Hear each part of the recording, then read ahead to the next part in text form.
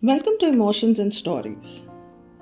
Today's story is about losing something important, something precious, something that you've never imagined you can lose in your life, and the struggle that comes after that.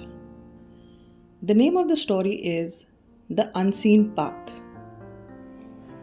Rohit sat at the edge of his bed, staring at the dusty cricket bat leaning against the wall. It had been his father's last gift to him, given just weeks before the accident. The house, once filled with laughter and animated conversations, now felt like an echo chamber of silence. Every corner carried memories of his father, his booming laugh, his stories about his youthful escapades, and the constant encouragement to pursue his dreams. At 17, Rohit felt like his world had crumbled overnight. The man he looked up to for guidance and strength was gone, leaving him with an overwhelming sense of emptiness. And as much as he mourned the loss of his father, he also felt an insurmountable weight pressing on his shoulders. The responsibility of supporting his grieving mother and figuring out a future that now seemed so uncertain. It had been an ordinary evening when the tragedy struck. Rohit's father, Arvind, was returning home from work when a speeding truck collided with his scooter. The phone call from the hospital shattered their lives. By the time Rohit and his mother reached, Arvind was gone. The funeral was a blur of sobbing relatives and condolences that felt hollow. Rohit stayed silent throughout, his emotions frozen. He couldn't cry, couldn't speak. His mind refused to process the reality of what had happened. Days turned into weeks, and while the world moved on, Rohit and his mother Meena were left to navigate a life that felt unrecognizable. Their modest home in a small town near Pune had always been a place of warmth and comfort. Now it felt cold and empty. The dining table where they once shared meals and laughter became a place where Meena sat quietly staring at her plate, barely eating. Rohit often retreated to his room pretending to study but staring blankly at his books. School, which was once a place where Rohit felt confident, now seemed like an unbearable task. His friends tried to cheer him up, but their words felt distant. Teachers offered him extra support, but even their concern didn't pierce the fog of despair clouding his mind. At home, the financial strains began to show. Arvind's job had been the main source of income, and with him gone, Meena struggled to make ends meet. She took up a sewing work to earn some money, her fingers working tirelessly late into the night. Rohit watched her, his heart aching with guilt and a helplessness. Rohit began to feel the pressure of stepping into his father's shoes. His relatives suggested he should find a part-time job after school to support the household. "You're the man of the house now," his uncle had said during a visit, while he patted Rohit's back. The words, though said with care, still stung. Rohit didn't feel like a man, he felt like a lost boy. How could he, at 17, take on the responsibility of things that he wasn't prepared for? Yet, every time he saw his mother suppressing her tears or skipping meals to save money, the guilt gnawed at him. Before his father's death, Rohit dreamed of becoming a cricketer. Arvind had been his biggest supporter, waking up early morning to take him for practice and cheering the loudest during the matches. But now, pursuing cricket felt selfish.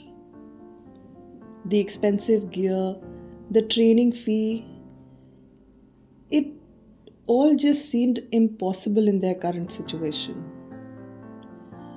One afternoon, Rohit stood in front of his cricket academy, his kit bag slung over his shoulder, just watching the field. His coach, Mr. Desai, approached him. Rohit, you haven't been attending the practice lately. What's going on? Rohit hesitated, his throat tightening. I don't think I can continue, sir. There's too much going on at home. Mr. Desai placed a hand on his shoulder. I understand, Rohit, but remember, your father believed in you. Don't let your dreams go just because of temporary hurdles. We'll figure something out. Rohit nodded his head, but deep down, he wasn't convinced. Dreams felt like a luxury he would no longer afford. One evening, Rohit overheard his mother talking to a neighbor. I'm worried about Rohit, Meena said. He barely talks anymore. He's stopped playing cricket and I know he's struggling, but I just don't know how to help him through this. Her words hit Rohit like a punch to the gut. He realized that while he was consumed by his own grief and confusion, his mother was carrying the burden of her own sorrow along with the weight of keeping their family afloat. He felt like he was failing her, failing his father's memory, and failing himself ultimately. That night, for the first time since the accident, Rohit broke down. Tears streamed down his face as he let out all the pain, frustration, and fear he had been holding inside. Meena found him sitting on the floor of his room, his hands in his head and sobbing uncontrollably. She knelt beside him, pulling him into a tight hug. It's okay to feel like this, son, she whispered. You don't have to carry everything alone. We'll figure this out together, like a family. The next morning, Rohit woke up with swollen eyes, but a slightly lighter heart. His mother's words had given him a small spark of hope. He decided to talk to his school counselor, Mrs. Nair, who had always been kind to him. During their session, Mrs. Nair listened patiently as Rohit poured out his fears and doubts. It's natural to feel overwhelmed, she said. But you don't have to give up on your dreams or your responsibility. It's about finding balance and asking for help when you need it.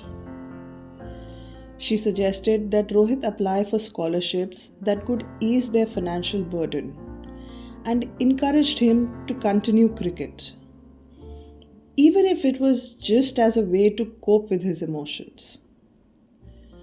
With Mrs. Nair's help, Rohit found a part-time tutoring job, teaching math to younger students. The extra income wasn't much, but it eased some of the financial strain at home. More importantly, it gave him a purpose. Slowly, Rohit began to find his footing.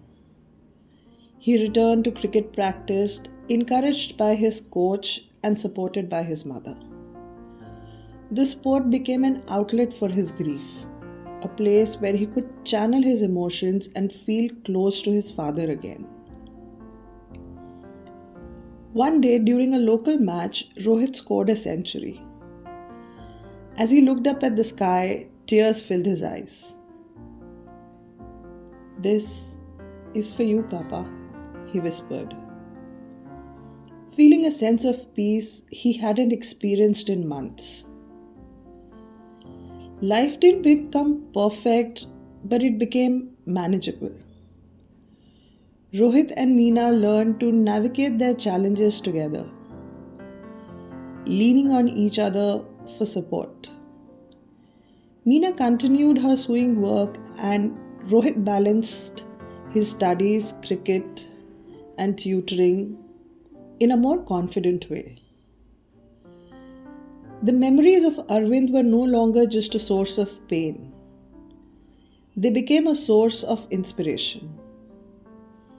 Rohit often thought about his father's words. "Son, life will throw challenges at you, but the key is to keep moving forward always." As Rohit prepared for his college entrance exam, he felt a renewed sense of determination. He wanted to honor his father's memory by building a future that would have made him proud. And in doing so, he found a way to heal. Not by forgetting, but by remembering with love and moving forward with courage. Years later, as Rohit stood on the cricket field holding a trophy in his hands, he felt a tsunami of emotions inside him. The journey had been long and difficult, but it had shaped him into the person he was today. In the crowd, Meena clapped proudly, tears of joy streaming down her face. Rohit smiled at her, silently thanking her for being his anchor and reminding himself that even the darkest moments always have a path forward. You just have to keep walking.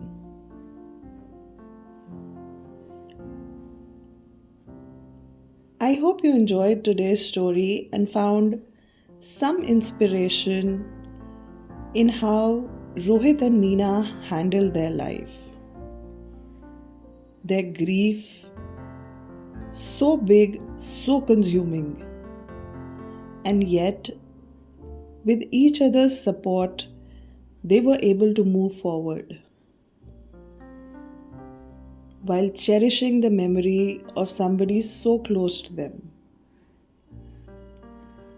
We all face challenges in our life, and sometimes the sadness that surrounds us feels like the end. It is during these times if we can think about all the good memories, all the happy memories, then we'll find a way to move forward. I hope you enjoyed the story. Do like, share, and subscribe the channel. Thank you.